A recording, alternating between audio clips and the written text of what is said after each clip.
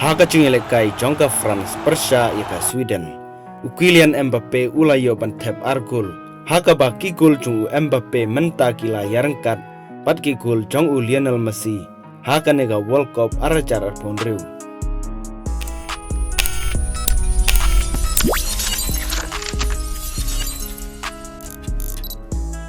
Hamed Life Stadium kacingelekai jongka France Pyrshah yaka Sweden.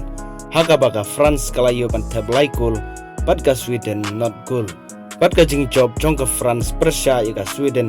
Kelapen long ika France pekan yorung senton. Syaka round of 16. Haka bahkan saya kentu pat ka Paraguay. Haka Sautari jong upenai Julai.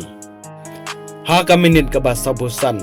Haswa ban kudno ke kelas step. Ukilian Mbappe ulayo ban tap yaga gol ke banengkong. Pat haka san pulai minit. Haka kelamit. Bradley Barcola ulayo ban tap yaga gol ke baar. Daga jing asis jong Michael Olis. Haka ba ka France kalayo ban lead. Daar lanot Pyrshah yaka Sweden. Shushu haka minit ke ban nyopu sau. Mbappe ulayo ban pendep yaka Bris ke jong Haka ba ulayo ban tap yaka gol ke balai. Daga jing asis jong Olis. Haka ba ula kenjok senton syagan riukul. Haka nega World Cup arajar pon riu. Kabala penyerengkat syaga total gol jong Lionel Messi. Player jongka Argentina ubadang lead yaga Golden Boot jongka World Cup arajar pon riu.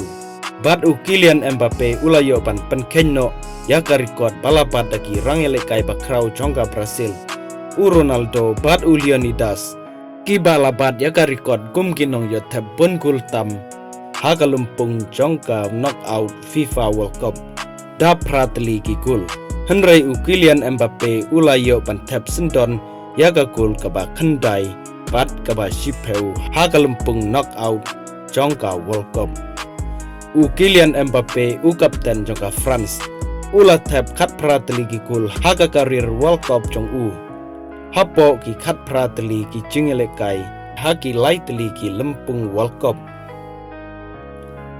Bat satang sigol baun kenco syaka record jong Lionel Messi. Balayo ban bat kum urang elekai uba pun gol tam haka World Cup. Dakat kendai teligi gol.